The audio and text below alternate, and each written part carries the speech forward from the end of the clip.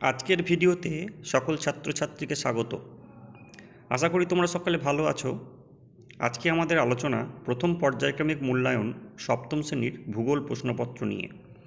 আমি তোমাদের জন্য কিছু বাছাই করা প্রশ্ন আলোচনা করব দুটো পার্টে। আজকে আমাদের আলোচনা প্রথম পার্ট।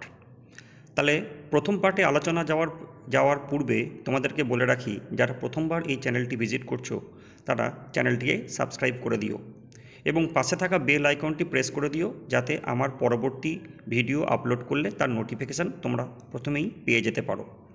এর পাশাপাশি চ্যানেলের লিঙ্কটি তোমাদের বন্ধুদেরকে শেয়ার করে দিও, যাতে তারাও এই ভিডিও দেখার সুযোগ পায়।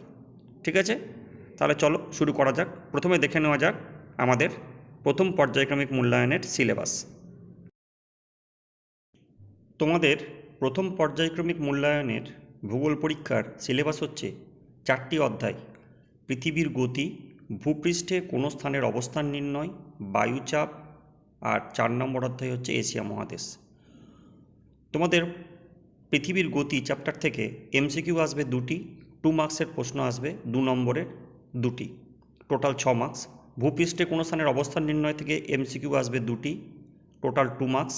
বায়ুচাপ থেকে এসএকিউ আসবে যে কোনো 1টি এবং 3 নম্বর মার্কসের কোশ্চেন আসবে 2টি, টোটাল 8 মার্কস। এবং এশিয়া মহাদেশ থেকে তোমার 1 নম্বরের এমসিকিউ আসবে 2টি, এসএকিউ আসবে 1 নম্বরের 1টি এবং 5 মার্কসের কোশ্চেন আসবে 2টি, টোটাল তোমাদের মার্কস হচ্ছে 30।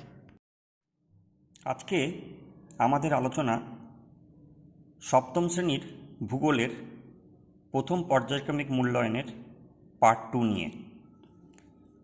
এক কথায় উত্তর দাও, প্রতিটি প্রশ্নের মান 1।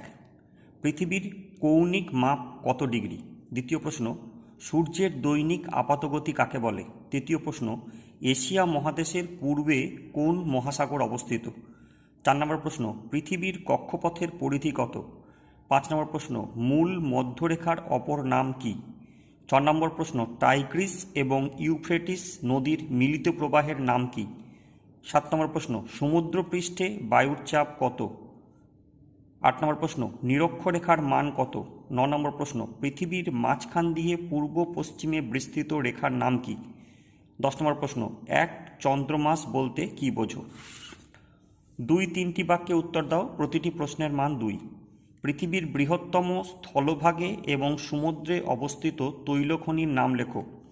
2 নম্বর প্রশ্ন, জিপিএস কি, এর 2টি ব্যবহার লেখো। 3 নম্বর প্রশ্ন, ব্যারোমিটারের পাঠ দেখে আবহাওয়ার পূর্বাভাস কিভাবে পাওয়া যায়? 4 নম্বর প্রশ্ন, কাকে চীনের ধানের গোলা বলা হয় এবং কেন? 5 নম্বর প্রশ্ন, মুক্তিবেগ কাকে বলে? 5 থেকে 6টি বাক্যে উত্তর দাও, প্রতিটি প্রশ্নের মান 3। অক্ষরেখা ও দ্রাঘিমা রেখার মধ্যে পার্থক্য লেখো। এই প্রশ্নটা তোমরা 3 নম্বরের পাশাপাশি 5 নম্বরের জন্য তৈরি করে রাখবে। 2 নম্বর প্রশ্ন, সমচাপ রেখা কাকে বলে, এর বৈশিষ্ট্য লেখো। 3 নম্বর প্রশ্ন, এশিয়া মহাদেশকে চরম বৈশিষ্ট্যের মহাদেশ বলা হয় কেন? 4 নম্বর প্রশ্ন, এশিয়ার উত্তরবাহিনী নদীগুলি বন্যা প্রবণ হয় কেন? 5 নম্বর প্রশ্ন, পৃথিবীর অপসুর এবং অনসুর অবস্থান চিত্রসহ লেখো। 6 নম্বর প্রশ্ন, ইয়োকোহামা শিল্প অঞ্চলের 3টি বৈশিষ্ট্য লেখো। 5 থেকে 6টি বাক্যে উত্তর দাও, প্রশ্নমান 3। 7 নম্বর প্রশ্ন, এশিয়ার নিরক্ষীয় জলবায়ুর অবস্থান, বৈশিষ্ট্য ও স্বাভাবিক উদ্ভিদের পরিচয় দাও। বায়ুচাপের তারতম্যের কারণগুলি লেখো। 9 নম্বর প্রশ্ন, ভূমধ্যসাগরীয় জলবায়ুর অবস্থান, বৈশিষ্ট্য ও স্বাভাবিক উদ্ভিদের পরিচয় দাও। 10 নম্বর প্রশ্ন, পৃথিবীর প্রধান প্রধান বায়ুচাপ বলয়গুলির নাম ও অবস্থান লেখো। 10 থেকে 15টি বাক্যে উত্তর দাও, প্রতিটি প্রশ্নের মান 5। ইয়াংসিকিয়াং অববাহিকার অর্থনৈতিক সমৃদ্ধির কারণ আলোচনা করো। 2 নম্বর প্রশ্ন, ইয়োকোহামা শিল্পাঞ্চলের অবস্থান লেখো, এর 3টি বৈশিষ্ট্য সহ প্রধান শিল্পগুলির নাম লেখো। 3 নম্বর প্রশ্ন, এশিয়া মহাদেশের জলবায়ুর বৈচিত্র্যের কারণগুলি লেখো। 4 নম্বর প্রশ্ন, এশিয়ার প্রধান প্রধান তৈল উৎপাদক দেশ ও প্রধান প্রধান তৈল খনিগুলির বিবরণ দাও। সত্য মিথ্যা নির্বাচন করো, প্রতিটি প্রশ্নের মান 1। এশিয়ার একটি উত্তরবাহিনী নদী হল গঙ্গা। 2 নম্বর প্রশ্ন, 1 ডিগ্রি দ্রাঘিমার পরিবর্তনের সময়ের পার্থক্য হয় 4 মিনিট। 3 নম্বর প্রশ্ন, টাইগ্রিস ও ইউফ্রেটিস নদীর মিলিত প্রবাহের নাম নীলনদ। 4 নম্বর প্রশ্ন, ভূমধ্যসাগরীয় জলবায়ুতে জলপাইয়ের গাছ দেখা যায়। 5 নম্বর প্রশ্ন, মুক্তিবেগের মান প্রতি সেকেন্ডে 11.2 কিমি।